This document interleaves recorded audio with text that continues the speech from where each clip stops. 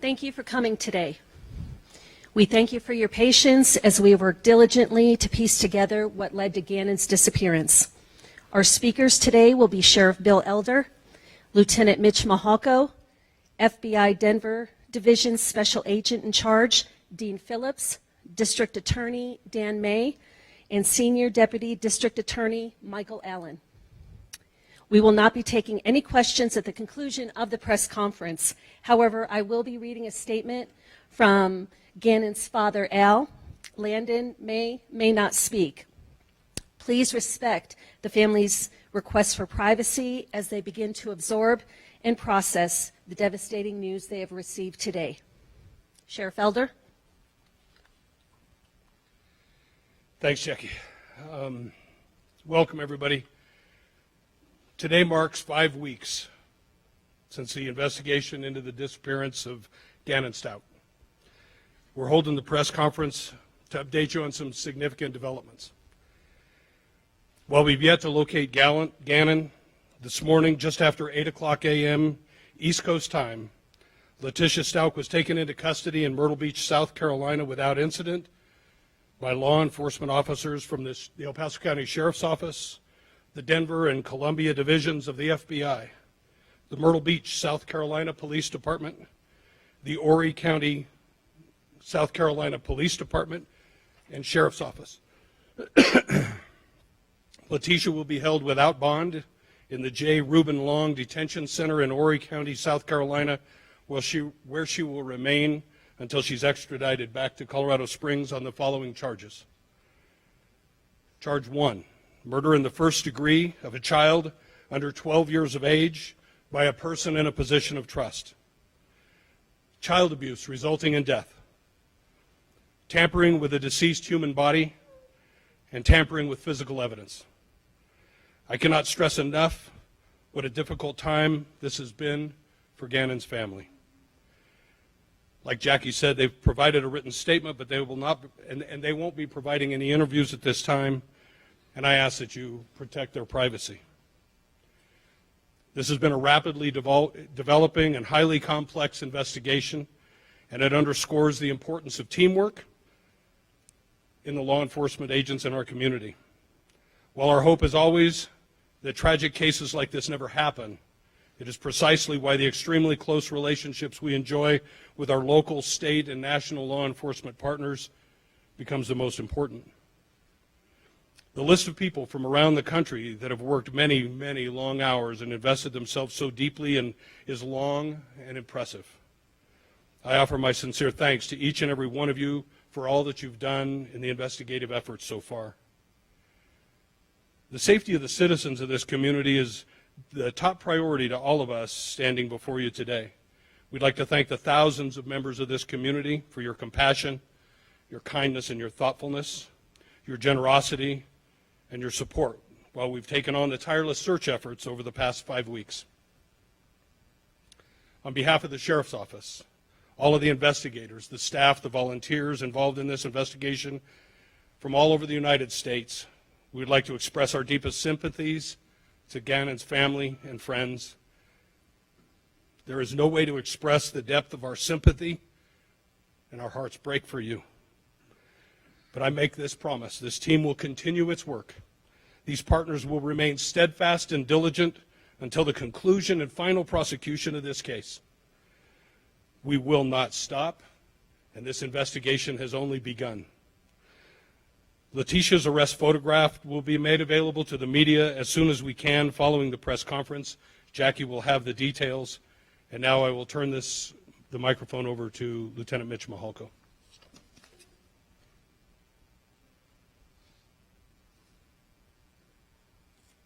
Good afternoon. We will not be going into detail about the information in the investigation which ultimately resulted in the arrest of Letitia, but I can tell you that this has been a methodical and time-consuming multi-state operation with investigators working nearly around the clock to find Gannon. There have been thousands of hours of investigation and search efforts. This includes large-scale searches in addition to small, specific searches with drones, horses, canines, and other resources. While we have not yet found Gannon, Information has been developed that is helping us narrow our search. As you can see from the arrest, sadly, we do not believe Gannon is alive. Our work is only just beginning, and you will continue to see many law enforcement officials in El Paso County over the coming weeks and possibly months as we continue our relentless pursuit of justice for Gannon and his family.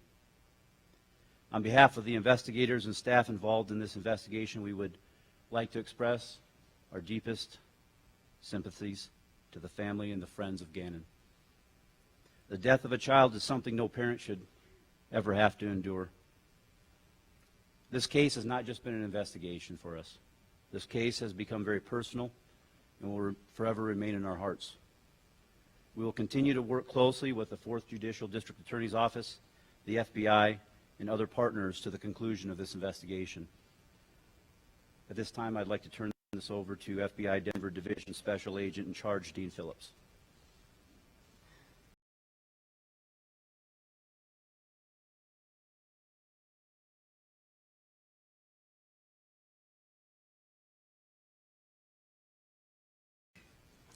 Thank you for being here today. On behalf of the men and women of the FBI, all the special agents, investigative analysts, support staff, and our task force officers, we express our deepest condolences to the family, the friends, and the loved ones of Gannon Stauch. To the press, I also ask that you give the family space and time in order to process the information that they're dealing with now. To the community, thank you for your patience and understanding, for your assistance, and for the support you provided to the law enforcement community as we have worked through this investigation. The law enforcement community, I want to recognize in particular the El Paso County Sheriff's Office, the Colorado Springs Police Department, the Douglas County Sheriff's Office, our partners, our task force partners in Pueblo, the Pueblo PD, Pueblo County Sheriff's Office, and the Colorado State Patrol.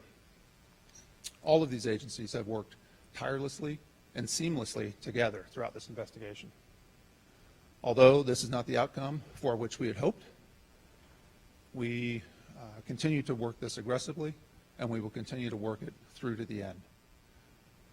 As far as the FBI is concerned, we brought significant resources to bear, to include agents, special agents, investigative analysts, technical support, evidence response teams, and behavioral analysis unit support.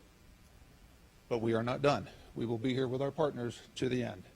We will continue to help law enforcement and the prosecutors see this to the very end. And know this, when it comes to the loss of a child, the FBI will always bring all available and logical resources to bear to help our law enforcement partners when called. We will answer the call. To the community, I want to tell you that at this point, all the evidence points to Gannon's disappearance being the result of foul play, but we have no reason to believe that there is any information or intelligence indicating a threat to other children in the community. Thank you very much.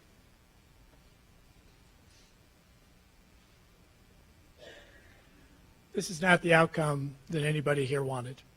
We wish today, as we were standing here, that we had little Gannon with us to be able to present to our community still alive and doing well. Unfortunately, that's not the situation. As you've heard, an arrest warrant was issued for first-degree murder of Gannon in this case. Unfortunately, we've had to get to know the family now as part of our prosecution family, and they'll be with us for the next many months going forward. It's an unfortunate thing that we are here today. I do want to thank all those who've been involved. The FBI has been amazing, tirelessly again, 24/7 for many weeks, hoping we would find Gannon. Unfortunately, we are not. Colorado Springs Police Department, Kevin Clark came over, and it's been amazing the work that he has done, which I understand he may even get a special recognition from the FBI in terms of what he's done on this case. My lead prosecutor on this case has been Michael Allen. He will continue to be the lead prosecutor throughout this case. And with that, I'd like to introduce him to fill you in on some of the things we expect going forward.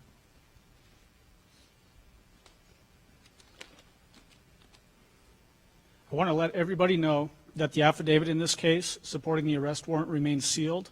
We do understand why this case has drawn the attention it has from across our community and also across our country. But we want to do everything we can to make sure we achieve justice for Gannon. So we're not going to talk about the facts of the case going forward. We want to make sure that we protect these criminal proceedings. Anytime a child goes missing, it's natural for people to want to help out. And we encourage people, if you have credible tips, to still report those tips to the Sheriff's Department. We are going to continue this investigation. And really, it's a two-pronged investigation at this point, or process, I should say.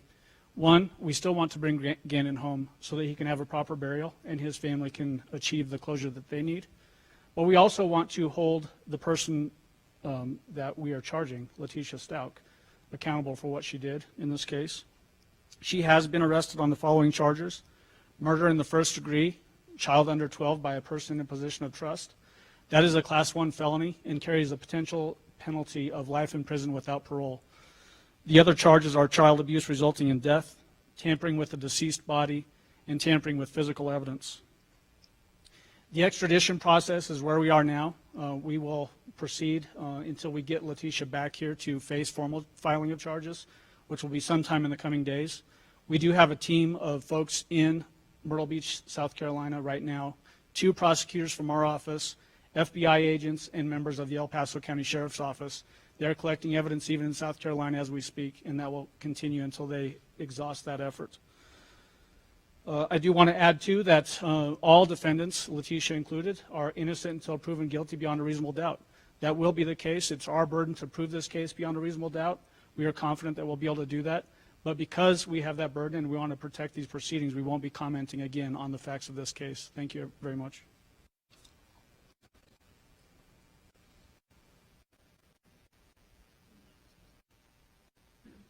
Correct mindset to be even standing up here, but if I had to say one thing, that when he said Gannon is no longer with us, I'd have to say Gannon is with us.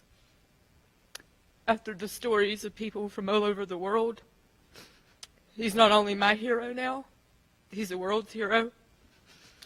So I think the community, the positive support from a state that I've never visited other than 2 or 3 times, I'm astounded by the amount of love that's not come from me. It's came from my boy. And never thought I'd be standing here. It was a nightmare. I've had to put trust in the people I don't know. Today, I got the worst news and the best news. Obviously, we know what the worst news is, but the best news is that justice will be served. And I'll make sure that justice is served, because my boy did not deserve any of this that has happened to him. So I urge media one more time just to hold off on questions until we know that this person, the stepmom that I even trusted, that she will pay 100% for this heinous thing she done. And I know that that's going to will be done. So I ask you guys, I beg and plead, if you've known, or if you see this story, all of you have seen this story, please hold that very close to you. Because I want to live this earth knowing that justice was served for my boy. And I know that you've seen pictures, you've seen stories, you've seen my little man. He is truly my hero. And I'm gladly giving that to you guys too, that he can be your hero. I've heard stories of people that have not prayed in years, that have finally fell on their knees to pray. I know where my son's at, without a shadow of doubt. So many families have been brought closer together because of this. I know my boy is special, and I've told my people and my family and friends that Gannon has a testimony, that Gannon has a story. He's special. And this is his story. So make that story magnificent, who my child is. And I'm putting my trust into you guys to do that. So thank you for allowing Gannon to be your hero and sharing him with us.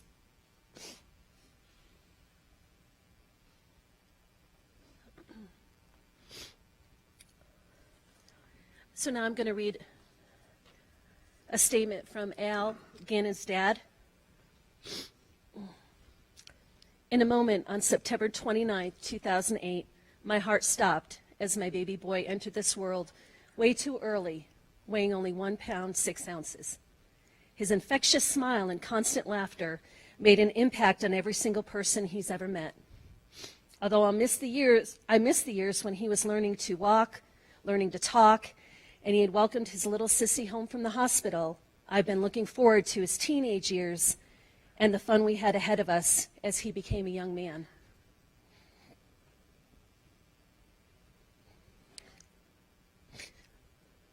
In a moment, on March 2nd, 2020, my heart stopped again with what we have heard up to this point. My little boy is not coming home. We will never play Nintendo again. No more Taco Tuesdays. No more smooth-looking haircuts. No more Big Bubba for Mylena, and no more G-Man for the world. The person who committed this heinous, horrible crime is one that I gave more to anyone else on this planet, and that is a burden that I will carry with me for a very long time.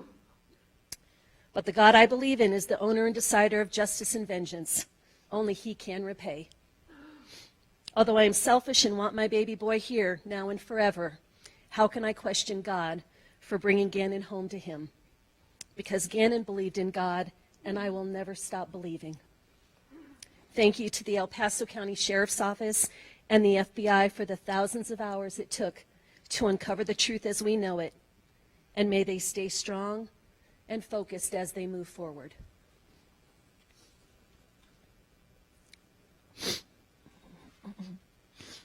The mugshot for Letitia will be available on our social media platforms as soon as she is formally booked into the Horry County Sheriff's Office detention facility.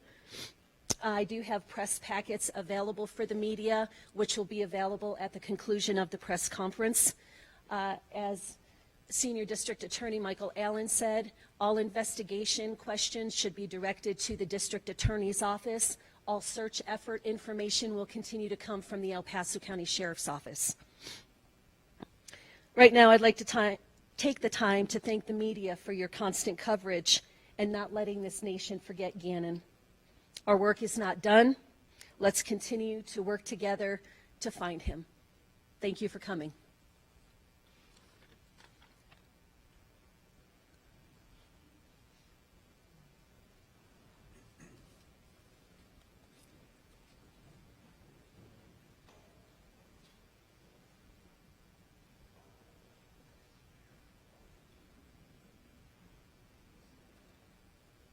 Hi guys, and welcome back to my channel. As you know, you've just heard the conference of Gannon Stouch.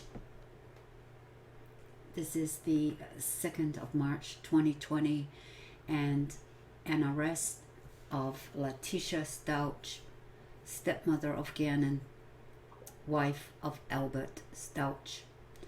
And she has been arrested in Myrtle Beach, Carolina, and she is currently in the jail there awaiting her extradition back to Colorado to stand trial for first-degree murder of Gannon Stouch. The warrant states that she has been arrested for first-degree murder, tampering with a corpse, and so forth. And they have not found Gannon at this time, but they did say all their evidence, investigations, had led them to this conclusion that she is the only one that has made Gannon disappear off the face of this earth. Now, there's a lot of people out there in support of T, Facebook groups. I was trying to believe her. I was thinking that maybe he did come home. The videos are saying that he didn't, but possibly the videos were a little premature released, and she also stated that she came out the other day and did another interview, obviously that she was in Carolinas when she did this, because that is where she has been arrested, that she was trying to plead to the public, dispute the counts, and trying to convince people that in no way would she harm Gannon. She loved him. She would never hurt him. And she has nothing to do with his disappearance, and that he will come home very soon. And when he does, she wants a big an apology for this outpour of hate that she has been given since he has been missing. Now, there's questionable why she got a rental car, why she got it. Was Al with her? Can he confirm that's what she said, that's what they did? Where did they go? The rumor has it out there that she did over 955 miles in this rental car in less than 2 days. And where did she go? Was she on her own? Did Al say she was missing for hours on end? Because to do all their miles, where did they go in search of Gannon? Who was with her? Was she alone? And her excuse for getting the rental car was to drive around where nobody knew her vehicle, and that Gannon wouldn't run and hide from their vehicle. But I'm like, why would he do that? Because he thought he was in trouble. So you're still thinking he ran away. You're still thinking he ran away.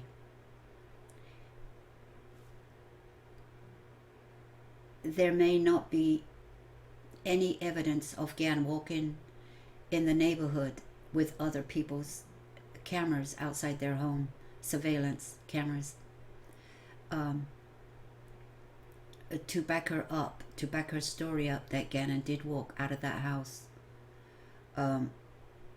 It looks like there's no evidence of him ever leaving that house. Plus, his sister never see him, and her T's biological daughter didn't see Gannon when she got home from work neither. And the two went to a store when her daughter got home from work, and that's what she says. I don't know if that's confirmed or not, but that's what she was stating. She was stating that she got lost that day. She's trying to, I don't know what she's trying to do, account for her hours, her whereabouts. She said something about there was an accident on the freeway that she was going to be using that day. She stated Gannon was sick the day before and had diarrhea and pooped his pants and was feeling sick. And the reason he didn't go to school that day was because he did not want to poop his pants in the school class. But yet, she takes him for a ride in a vehicle where there's no access to any toilet. And this, I feel, could have waited. It was not an emergency that she go out that day to play it again sports, to go to Petco, to go to look for a bike, while a sick kid was in the truck, no access to any toilet at any given time. She was not seen with Gannon at the Petco. Apparently she had gone to the Petco 11 and gone back there at 1 o'clock. So in between 11 and 1 o'clock, where did she go? There were sightings of her truck, but it was debunked, saying that it was not her red truck that she was driving. And she said she got lost, but when did she get lost? On the way there, on the way back? Because from her house, like I've been saying, this Petco that she went to was quite far, at least 35 minutes away, give and take, traffic and things like that. So she kind of went straight to Petco. If she arrived at Petco at the cashier's desk at 11 o'clock, checking out her doggy jackets, 3 of them, they say. So how did she get lost on the way there? So she has to account for the time she was away. Now, in the video saying that she got back at 19 minutes past 2 o'clock on the 27th of January 2020, she is now saying that that was not her backing up on that day. There's something not right here. How could she back that truck up when her daughter parked there when she got home? So her car was on the street that day, and the video must have been from another day. But then she says the video of her getting into the car and backing it up that day on the 27th of January 2020, that was right. She did leave. She backed it up to warm the truck up. But that truck wasn't getting warmed up very fast, because seemingly that they came out not long after. So it wasn't really getting warmed up that fast, idling. It's better that you move along and drive it, and it'll warm up much faster. But that's what she said. So when she did this interview with the press in the Carolinas, obviously, because that's where she is, she's trying to put doubt in people's mind, and she's conflicting her story. Maybe she should never have spoke at all, and maybe it's lucky that she has spoken out. Her story's got many holes in it. They have given her benefits of a doubt. They have looked very hard for Gannon in areas that they have looked in for many days. And what they found, I do not know. They have sealed this investigation so they can protect their case. We don't know the full story, the details. And she is going to plead innocent. And she obviously is going to get herself a lawyer. And she's going to have her day in court. And don't forget, guys, she is innocent until proven guilty by the court of the law. They are going to have to prove their case, the prosecutors in Colorado, and they have to come up with the evidence and not speculation and not rumors. They have to have evidence.